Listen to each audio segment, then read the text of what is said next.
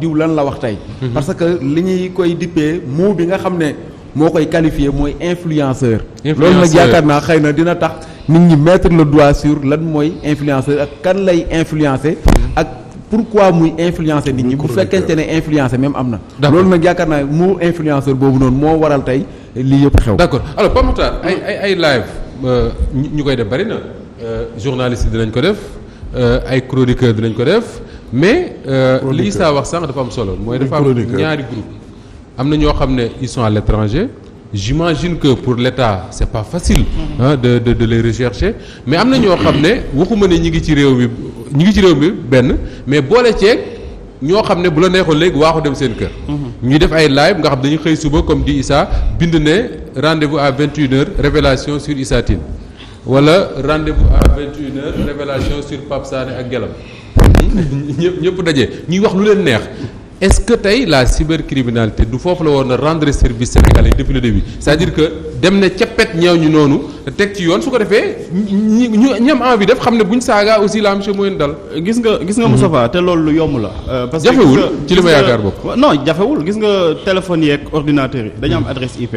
boo xasee ba connecté wu ci internet rek mënoo nekk dans l'anonymat à moins que nga nekk benn hacker te ñii koy def du ñu ay hacker ay lu ci gën a bëri. ñoo xamante ne ay profane nañu sax ci internet donc pour ñu localiser leen jàpp leen. lu yomb la encore que am na ñoo xamante ne du ma tudd seen tur parce que sama gémmiñ gi moom wax dëgg yàlla teel naa si tudd ñooñu.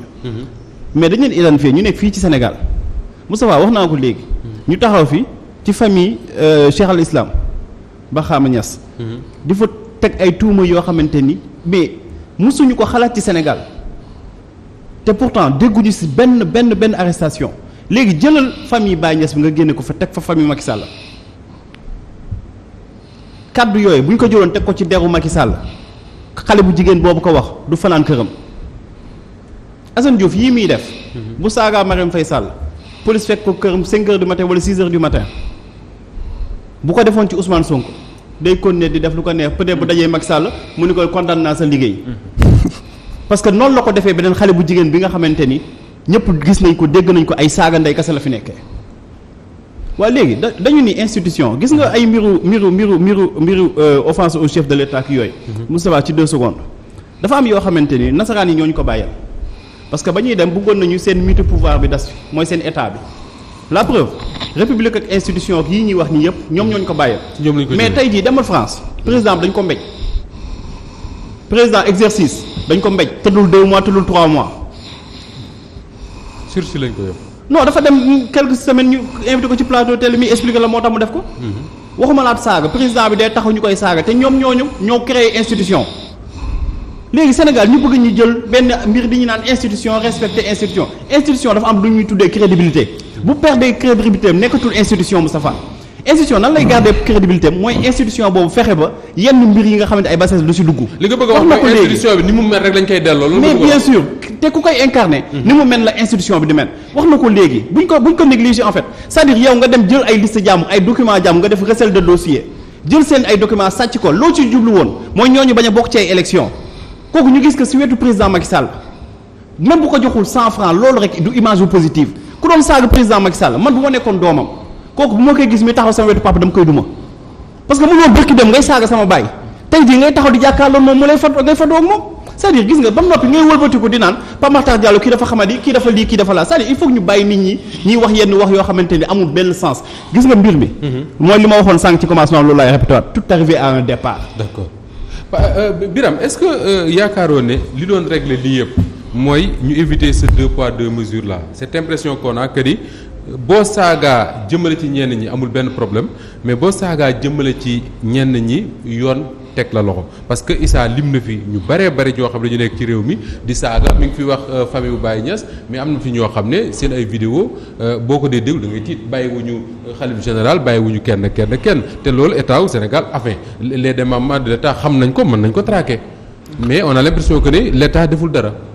bon 2 poids 2 mesures loolu man gisuma ko peut-être sa sentiment la mais en vérité ça reflète pas la réalité man gisuma fi 2 poids 2 mesures état buy dox normalement la justice buy dox normalement.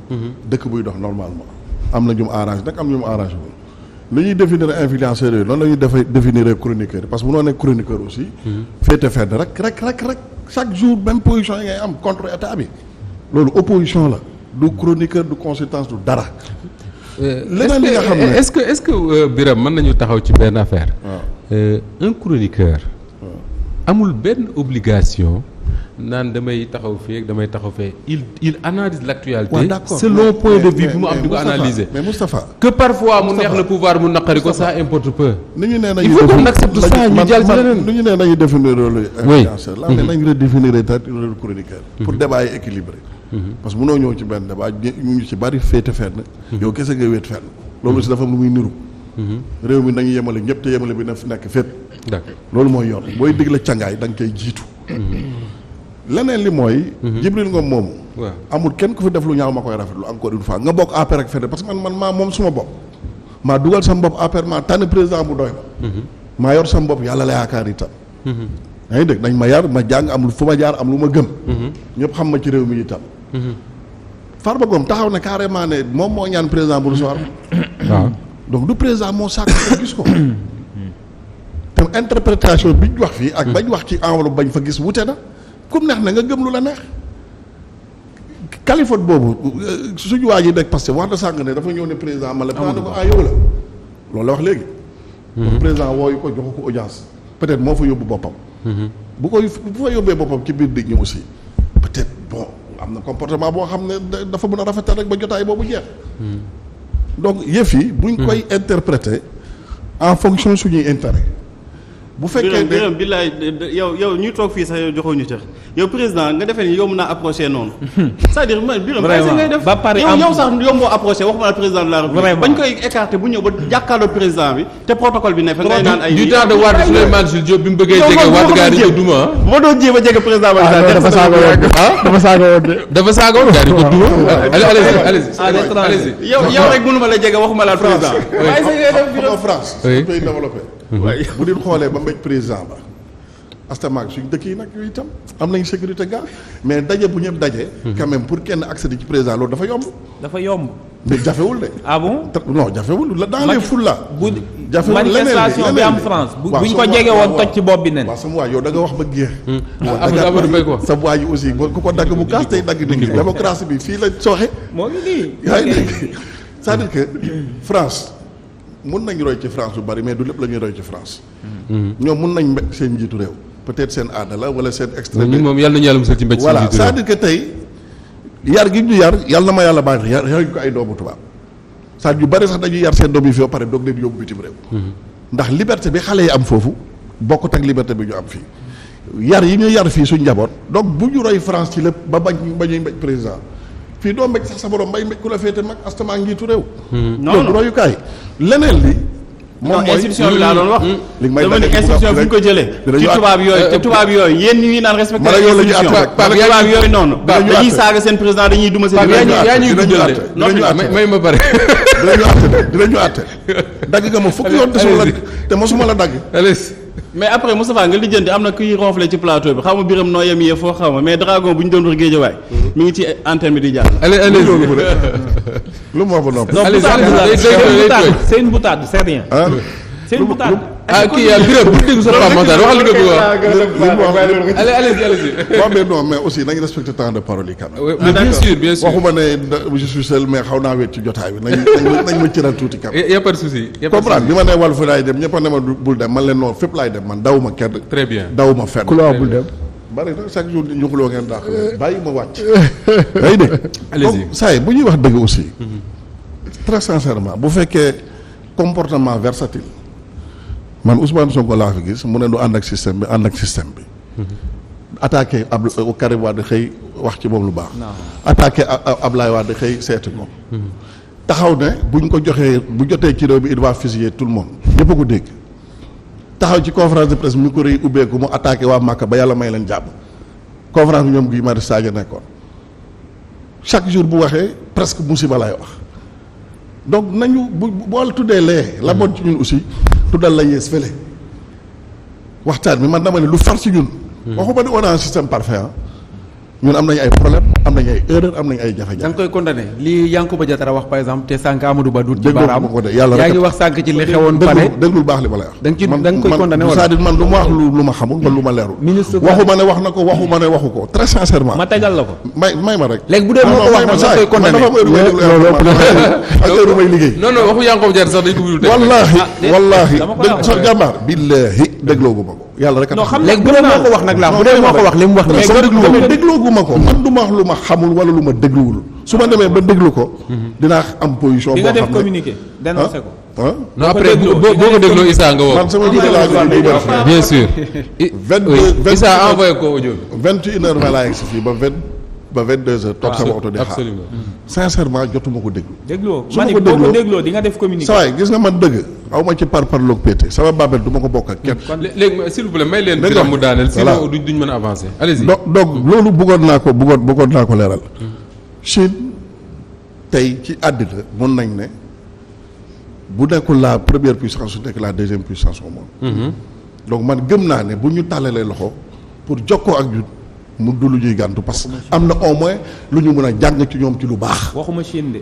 parti communiste chinois ah, laa d'accord, wax. Chine la nuance. rek, Chine la. mooy Parti parti communiste ba parti état. boo xam ne dictature la. parti amul waaw ñëpp waaw la ñuy wax. dictature kese boo fa am lu baax lu fa nekk ñun waxuma ay non magum sur jëmm le lañ plan jàmbaar économique nañu roy Chine waxuma dama ni parti communiste chinois. Amadou s'il vous plaît ñu daaneel Birame Amadou s'il vous plaît. ñun ay magum jëmm lañ am maturité am expérience am jaar-jaar xam état ki ñu àndal fi mu jaar li muy def xam na ko ci wàllu politique ak ci wàllu institution donc kenn mënuñu sëf lu ñu bëggul mënuñ dem fenn jéggaani fa loo xam aussi méngoowul ak suñuy aada ak suñuy cosaan ak suñuy valeur ak suñuy vertu méngoo lëkkaloog nit du da ngay jël la fa bon am na lu baax lu fa nekk loo mun a jàng parti communiste chinois lu fa baax loo xam. yaa ngi dégg Chine laa la wax waxuma la Chine man parti parti communiste communiste ba ay état ba mooy état bi. ñoo yor état ba ñoo ko yor. qui gère l'état chinois. liberté d'expression zéro. liberté d'expression ña ngay rey Ouïghour yi. waaw yéen ngeen dem di signé ak ñoom waaw contrat. waay da nga Amadou wax may ba ko doyal màggale léegi. da nga wax très sincèrement ba doyal bu ma dagg dagguma la. non da nga wax ba doyal bu ma dagg dagguma la. mënuma kii di ma dagg damay kii di ma leeral dagg rek baal ma. quand même invité nit di ko noot aussi du mus baax allez-y. yaa ngi dégg donc pour man tey doo seen invité sama invité nga. Y a pas de souci. Moustapha pour man tey li am solo mooy au-delà de tout que nga bokk Pastef ak APR nga nekk journaliste ñu jëpp ay sénégalais lañ ñoo bokk réew mi te ñu jëm njëriñu réew mi ñu tax a jóg donc débat bi ñuy wax tey li mu wax ku ko condamné wul pour man très sincèrement jiitaloo dëgg ci li ngay def njëriñu askan wi taxulaa jóg on a condamné. yaa ngi dégg non am na ñu ko condamné wul suma waa ji condamné wu ko il est libre on est en démocratie Non, je partage pas les propos, mais je condamne pas aussi les propos. Ouais, Parce ouais, que man, ouais. damay aller Voilà, au-delà des même condamnations. si ce que je dis ne vous arrange pas même si vous en souffrez nga baal ma D'accord. laisse-moi parler démocratiquement allez-y. ah yaa ko tudd ah yaa ma interpellé mais maa ngi toogoon. d'accord mais bu ma dagg man daf may interpellé bu ma ko dagg dagg yéen a koy dagg day gën a gudd. Moom interpellé la ma ci su daf may may leen ko mu daaneel interpellé su ñu ma ko dagg continuer ay Birame daaneel la. donc pour Allez-y. man tey ku Sénégal tax a jóg ku am yar am jaar-jaar ñeme dëgg kàddu yooyu ak fu buntu jóge da nga ko war a ñaawlu man de bu jógee suñu biir parti laa la ak ci ku buntu jóge lu may ñaawlu la et je demande à la justice de faire son de travail faire son travail d'accord alors maam Birame am na benn question bu Issa Tine posé Birame ak Amadou yëpp mais dama la ko bëgg a posé yow mi nga xam ne observateur nga. tey jii bu ñu doon situer les responsabilités kan mooy responsable lu fii Sénégal toll que nit ñi mën a jël ay vidéo wala taxaw ci ndaje mu leen neex di saaga kilifa bàyyiwuñu président bàyyiwuñu keneen. loolu koy jarul sax may réfléchir je dis directement Macky Sall. ah oui en quoi. parce que déjà xam nga maa ngi ne la Souleymane Jules Diop moom moo inspiré ñiy saaga ñëpp ci réseaux sociaux yi. man loolu laa jàpp. te Souleymane Jules Diop ba mu defee loolu. ba siiw si ba Sénégal yëpp xam ko bu mu ñëwee Sénégal Macky Sall daf ko dérouler le tapis rouge. loolu nekk benn. en plus yaa ngi fàttaliku Sayer Kébé. waaw étudiant ba dëkk ca Mbour. Mbour publication la def Facebook. ñu fekk ko Mbour. jàpp ko. yaa ngi fàttaliku kaw Ouleymane bi co-présenté Balance. Ouleymane bi waaw. am na kooku ci Facebook benn groupe Facebook lañ wax ne la def benn caricature ñu jàpp ko. am na également une autre chanteuse. Aminata Dieng. waaw Ami Collé xam nga. Ami Collé Dieng. waaw très bien moom tamit ñu ne dafa traité woon président de loolu ci benn groupe WhatsApp. groupe WhatsApp. xam nga groupe WhatsApp c'est plus caché que Facebook parce que Facebook boo ci defee publication mën nañu wax ne c'est public ñëpp mën nañ ci am accès. alors que bu nekkee groupe WhatsApp la mën nañu wax ne. membre groupe bi rek très bien léegi ñoom bu ñu demee ba luqati ñoo xamante ne nii dañu wax ay affaire ci ay groupe WhatsApp. luqati kenn koo xamante ni dafa bind benn affaire ci Facebook. ñu fexe ba localiser ko boo fekk ko Mbuur jàpp ko. dama jàpp ne kon ñoom képp koo xamante ni bind nga wala nga saaga wala nga nu mu tuddati nga def lu dul yoon. ñoom am nañu possibilité fekk la fa nga nekk ñu jàpp la. pourquoi defuñu ko parce que Birame mu ngi jiiñ waa Pastef que ñoom ñoo fi indi affaire boobu mais man gëwma loolu Ousmane Sonko ses premières sorties. li nga ko daan dégg muy wax mooy nu mu tuddati ñii du ñu fay impôt. xaalis bi waroon a jaar fii jaaru fa détournement et cetera ay idées la daan teg sur la table. c'est depuis wax naa ko dernièrement affaire Adji Sarr Ousmane Sonko qu'on a senti ci discours Ousmane Sonko. une certaine radicalisation. te loolu mais c'est compréhensible koo xamante ne ni yow da nga doon ñëw di débat sur les idées. di wax ne Sénégal orientation bii lañ ko war a jox orientation boobu lañ ko war a jox ñu xëy un bon jour. indi la une affaire de mœurs naan yaa violé kii wala yaa violé kële ba Sénégal pendant. boo ko indil boppam. waaw loolu c'est loolu beneen débat. boo ko indil boppam allez-y boo paree nga wax comprendre donc ñu jël le débat politique résumé ko ci kii moo demoon fii kii waru fa la dem kii war na fa ne boo seetloo. depuis boobu la saaga yi gën a takkarnaas loolu pour dire tout simplement que. tey bu ñu toogee. ba toll ci niveau bii nii te loolu ça arrange le pouvoir bien sûr. parce que bu ñu tollee ci instant boo xamante ne nii on ne parle plus de la dette du Sénégal par exemple on ne parle plus du sous-emploi ou bien du chômage grandissant. On ne parle plus hausse prix yi on ne parle plus de ceci ou cela donc tout le monde tey jii ñu ngi focaliser wu ci di wax loo xamante ni dama jàpp ne amul fulla amul fayda parce que ay saaga kenn mënu cee tabax dëkk ay saaga kenn mënu cee def lenn lu am importance. mais nag ça permet ñu éviter les véritables sujets. les vrais sujets. tout à fait. Pape Sané. Moustapha pour